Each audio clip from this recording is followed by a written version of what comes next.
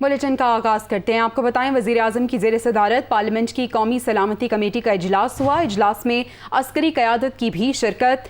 सलामती के अमूर पर ब्रीफिंग दी गई। डीजी मिलिट्री ऑपरेशंस की कलदम तहरीक तालिबान पाकिस्तान से मुज़ाकरात पर भी ब्रीफिंग। ज़राए बता रहे हैं कि तालिबान से मुज़ाकरात करने वाली कमेटी के अरकान भी इस इजलास में मौजूद थे। FATF की शराइत पर अमल दरामद की सूरत हाल पर भी गौर किया गया। नेशनल एक्शन प्लान पर अमल दरामद यकीनी बनाने के लिए तजावीज़ भी जेर बहस रही। मज़ीद तफसीलात जान लेते हैं। यासिर मलिक हमारे साथ मौजूद हैं। यासिर, आगाह कीजिएगा, इजलास में अब तक क्या डिस्कशन हुई और कोई अहम फैसले भी हुए?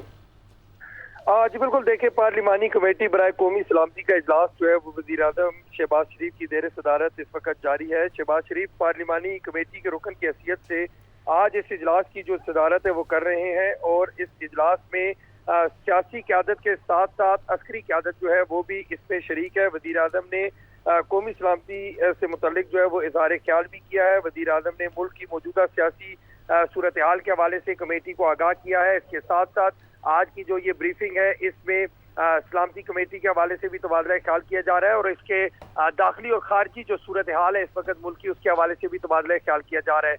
DG मिलिट्री ऑपरेशन जो है उन्होंने तहरीक तालिबान पाकिस्तान जो है कलदम तहरीक तालिबान पाकिस्तान के साथ अब तक होने वाली जो जंग बंदी का मुआहदा है उसके हवाले से आगाह किया है और इसके साथ साथ दीगर जो दाखिली और खारजी सूरत हाल है सिक्योरिटी की, उसके हवाले से भी तबादला ख्याल किया गया है। FATF के हवाले से भी आज का जो इजलास है इसमें तबादला ख्याल किया गया है। जो FATF की शराइत हैं उनका भी जायजा लिया जा रहा है और इसके साथ साथ नेशनल एक्शन प्लान पर अमल दरामद यकीनी बनाने के हवाले से भी तबादला ख्याल किया गया है। आज का जो ये कौमी सलामती बराए पार्लिमानी कमेटी का जो इजलास है इस इजलास में चीफ सेक्रेटरी पंजाब जो है वो भी शरीक हैं। वजीर आला बलोचिस्तान गिलगित बल्तिस्तान जो है वो भी शरीक हैं। ठीक है, बहुत शुक्रिया यासिर, आपने अपडेट किया। और मरियम नवाज ने ट्वीट करते हुए कहा कि गरीब को मुफ्त बिजली देना हुकूमत का अहसन इक़दाम है। इस इक़दाम को अदालतों में ले जाने के बजाय खैबर पख्तूनख्वा को मुफ्त बिजली फराहम करें। ये भी सवाल उठाया कि क्या खैबर पख्तूनख्वा हुकूमत इमरान खान का खर्च उठाने के लिए है? मेहनत करें, हसद ना करें। जी हाँ, मरियम नवाज की जानिब से ट्वीट किया गया। वो कहती हैं कि गरीब को मुफ्त बिजली देना हुकूमत का एहसन इक़दाम है। इस इक़दाम को अदालतों में ले जाने की बजाय खैबर पख्तूनख्वा को मुफ्त बिजली फराहम करें। उन्होंने कहा कि क्या खैबर पख्तूनख्वा हुकूमत इमरान खान का खर्च उठाने के लिए है? मेहनत करें, हसद ना करें। मरियम नवाज की जानिब से ट्वीट किया गया। और अभी जिक्र कर लेते हैं इमरान खान का, जो कहते हैं कि मुझे सब पता है साजिश में कौन कौन मुलव्विस है। अगर मजबूर किया गया तो फिर सब कुछ बता दूंगा। मुल्क को नुकसान ना पहुंचे इसलिए मैं चुप हूं। अगर मुझे कुछ हुआ तो हकीकत कौम के सामने आ जाएगी। 2 माह में फैसला ना हो सका कि हमजा शहबाज वजीर आला हो सकता है या नहीं। मजीद कहा कि पंजाब के ज़िमनी इलेक्शन में इंतजामिया इनके साथ मिली हुई है। उनका ये भी कहना था कि ज़िमनी इलेक्शन में धांधली के हथकंडों के बावजूद हमने इन्हें शिकस्त देनी है। मैं चुप हूँ जब से ये हुआ सब कुछ। मुझे तो सब पता है कि किसने क्या किया। मैं सिर्फ और सिर्फ अपनी कौम के लिए कि मैं चाहता हूँ मेरे मुल्क को नुकसान ना पहुँचे, मैं चुप करके बैठा हूँ। मैं कोई बात नहीं करता क्योंकि मुझे पता है किस तरह ये सारी साजिश हुई थी और कौन कौन मुलव्वस है। मैंने एक टेप भी एक वीडियो बनाई हुई है, महफूज जगह पर रखी है कि अगर मुझे कुछ होता है तो वो भी पब्लिक को पता चलेगा कि कौन कौन कैरेक्टर्स ने क्या क्या किया है। ये जो मुल्क को, इस मुल्क से जो इतनी बड़ी गद्दारी की है वो किस किस ने की है। लेकिन अगर इसी तरह हमें दीवार के साथ लगा दिया गया और इसी तरह ये हरासा किया गया तो मैं मजबूर होऊंगा, फिर मैं बोलूँगा, मैं फिर सब कुछ कौम के सामने रख दूंगा कि क्या हुआ।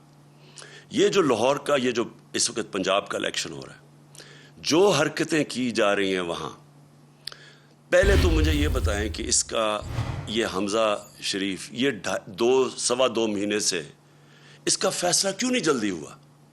हमारे फैसले तो रात को अदालतें खुल जाती हैं, 24 घंटे में 2 दिनों में फैसले हो जाते हैं।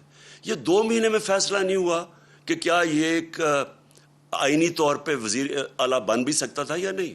वो और बात है कि इन दोनों को अंडर ट्रायल थे, कभी उनको इजाजत ही नहीं देनी चाहिए थी, इनको तो पेपर रिजेक्ट हो जाना चाहिए था। जिस तरह ये पुलिस का इस्तेमाल कर रहा है, जो ये हरासा कर रहा है, जो जरा पंजाब के अंदर इस वक्त जो बाई इलेक्शंस में जो हर जगह से आवाजें आ रही हैं कि पूरी तरह इंतजामिया मुलविस है इनको इलेक्शन जिताने के लिए, क्या ये तरीका है कि इलेक्शन कमीशन को साथ मिला लें, एडमिनिस्ट्रेशन को साथ मिला लें?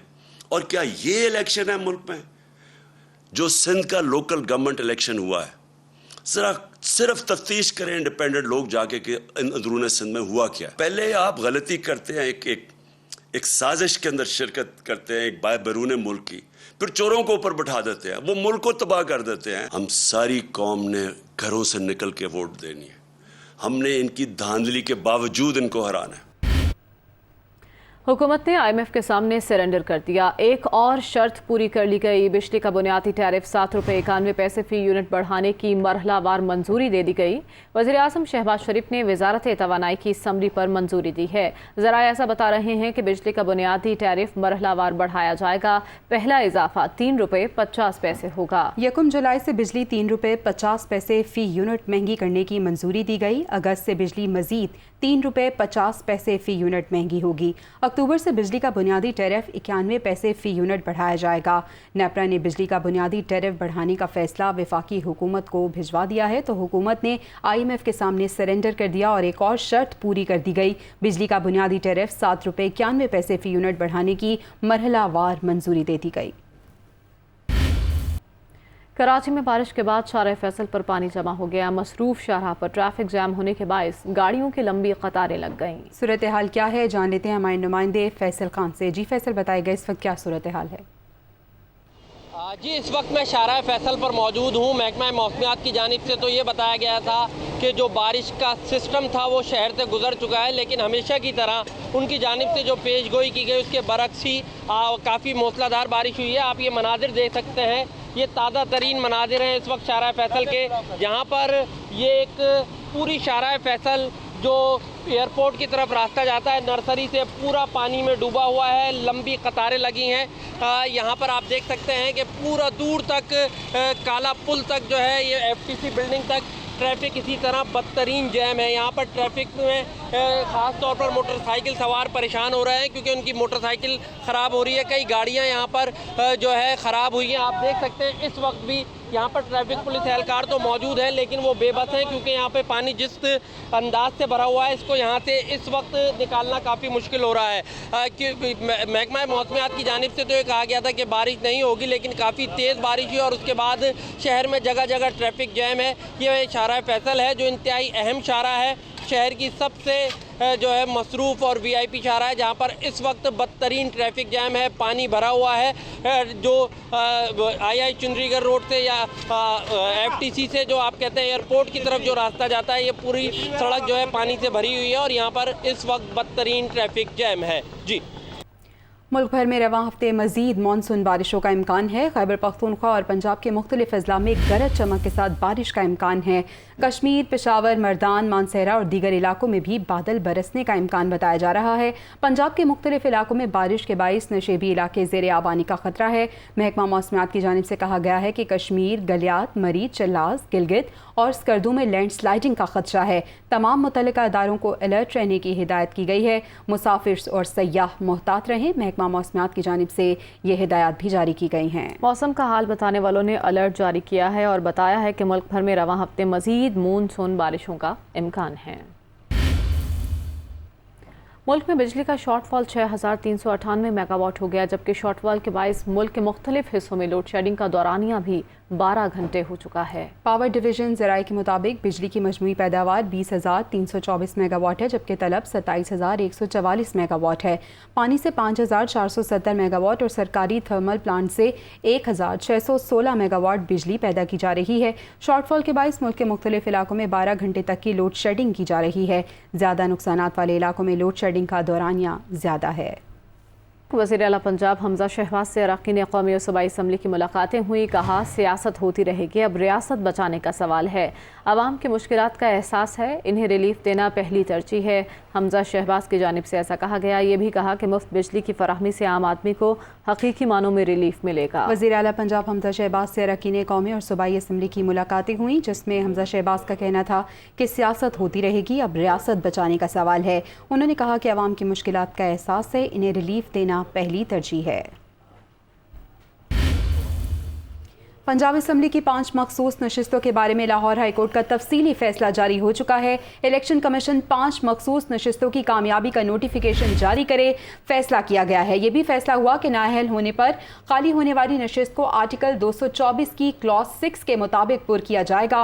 लाहौर हाई कोर्ट ने तहरीक इंसाफ की दरख्वास्त 27 जून को मंजूर की थी। अहम खबर आप तक पहुँचा रहे हैं। पंजाब असम्बली की 5 मखसूस नशिस्तों के बारे में लाहौर हाई कोर्ट का तफसीली फैसला जारी हो चुका है। फैसले के मुताबिक इलेक्शन कमीशन 5 मखसूस नशिस्तों की कामयाबी का नोटिफिकेशन जारी करे। नाअहली पर खाली होने वाली नशिस्त को आर्टिकल 224 की क्लॉज 6 के मुताबिक पुर किया जाए। वज़ीर आला पंजाब के इंतखाब के लिए स्पीकर परवेज़ इलाही ने सुप्रीम कोर्ट के फैसले की रोशनी में पंजाब असम्बली का 40वां इजलास दोबारा बुला लिया। इजलास 22 जुलाई को होगा। सदारत डिप्टी स्पीकर करेंगे। वज़ीर आला के इंतखाब के लिए पंजाब असम्बली का इजलास 22 जुलाई को शाम 4 बजे होगा। स्पीकर चौधरी परवेज़ इलाही ने इजलास तलब करने के ऑर्डर पर दस्तखत कर दिए। असम्बली सेक्रेटेरिएट ने इजलास तलब करने का नोटिफिकेशन जारी कर दिया है। नोटिफिकेशन के मुताबिक इजलास की सदारत डिप्टी स्पीकर दोस्त मज़ारी करेंगे।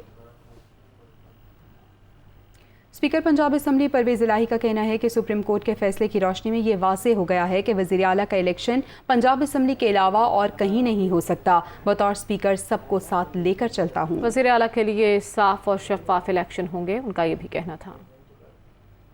इनको कहते रहे, इनको दोनों पार्टियों को कि देखें ये असम्बली है जगह जहाँ चैम्बर है, और फिर आखिर में सुप्रीम कोर्ट ने डिक्लेयर किया कि असम्बली के अलावा आप कहीं इलेक्शन नहीं करा सकते, असम्बली के अलावा आपका मैं नहीं है बैठ रहा, जो भी आप कर रहे हैं। तो इंशाल्लाह अल्लाह बेहतर करे। हमने तो आइन और कानून और असम्बली और इसके तकद्दस का जो इन्होंने बेड़ा गर्क किया उसको हमने बहाल भी करना है, और इंशाल्लाह इसके अंदर फेयर एंड फ्री इलेक्शन, और सब एक को बराबरी के लिहाज से स्पीकर का काम है लेके चलना। आगे बढ़ते हुए आपको बताएं कि पीटीआई रहनुमा फारूक हबीब ने वज़ीर आज़म शहबाज शरीफ और हमजा शहबाज को शदीद तनकीद का निशाना बनाया। उनका कहना है कि बाप तो शोबाज था ही, अब बेटे ने भी धोखा देना शुरू कर दिया। ये भी कहा कि 100 यूनिट तक बिजली फराहमी के ऐलान का मकसद आवाम को धोखा देना है। हुकूमत ज़िमनी इंतखाबात पर असरअंदाज होने की कोशिश कर रही है। लाहौर के एक हल्के के 25,000 वोट दूसरे में ट्रांसफ़र कर दिए गए। वो फैसलाबाद में प्रेस कॉन्फ्रेंस कर रहे थे। नालायक आज़म तो शोबाज बैठा ही बैठा था, लेकिन उसका जो बरखुरदार है वो नया रंगबाज पंजाब में पैदा हो गया। उसने कल एक नई रंगबाजी की है कि जनाब मैं 100 यूनिट जो है वो मुफ्त दूंगा। तो एक तरफ तुम लोग IMF के आगे लेटे हुए हो, और IMF जो है तुमसे सारी बातें मनवा रहा है, बिजली भी महंगी करवा दी, गैस की सब्सिडी भी वापस करवा दी। दूसरी जानिब जो है वो आवाम को आप दिन की रोशनी में 420 करके डुगडुडी 100 यूनिटों की बजा के धोखा दे रहे हो। ये पैसे कहाँ से आएंगे? लेकिन अगर उसको इन्फ्लुएंस करके इंतखाबी नताइज के ऊपर ये असरअंदाज होना चाहते हैं तो ये हम नहीं होने देंगे। लाहौर के अंदर इस किस्म के हथकंडे इन्होंने इस्तेमाल करने शुरू किए हुए हैं। ये 17 जुलाई को इनकी शिकस्त तो लाजमी है। आर्मी चीफ से तुर्की की बरी अफवाज के कमांडर जनरल मूसा ओस्योर ने मुलाकात की। फरीकैन ने इंसदाद दहशतगर्दी और तरबियती अमूर पर फौजी राब्ते मजीद बढ़ाने पर इत्तफाक किया। ISPR के मुताबिक मुलाकात में दोनों बरादर ममालिक के दरमियान दिफाई और सिक्योरिटी ताउन पर खुसूसी जोर देने के साथ बाहमी और पेशा वराना दिलचस्पी के अमूर पर तबादले ख्याल किया गया। Army chief general Qamar Javed Bajwa ने कहा कि हम तुर्की के साथ ताल्लुकात को इंतहाई कदर की निगाह से देखते हैं। तुर्क कमांडर ने पाकिस्तान की मुसल्लह अफवाज की पेशा वराना महारत का एतराफ़ किया और पाकिस्तान के साथ हर सतह पर सिफारती ताउन में मज़ीद बेहतरी के लिए अपना किरदार अदा करने का भी अहद किया। PAF airman academy Korangi crack में पासिंग आउट परेड हुई। Chief project director JF-17 air marshal Waqas Sulehri मेहमान खुसूसी थे। जी हाँ, आपको बताएं कि मेहमान खुसूसी एयर मार्शल वकास सुलहरी का कहना था कि पेशावराना और तकनीकी महारत के जरिए चैलेंजेस पर काबू पाने के लिए खुद को तैयार करना होगा। बेहतरीन कारकर्दगी पर AC दानिश लियाकत को असगर खान ट्रॉफी, अरसलान लतीफ़ को नूर खान ट्रॉफी, उवैस साबित को एयर ऑफिसर कमांडिंग ट्रॉफी और AC अब्दुल कुद्दूस को chief of air staff trophy से नवाजा गया। बांग्लादेश एयरफोर्स के अकरम हुसैन बेस्ट फॉरेन ट्रॉफी के हकदार ठहरे।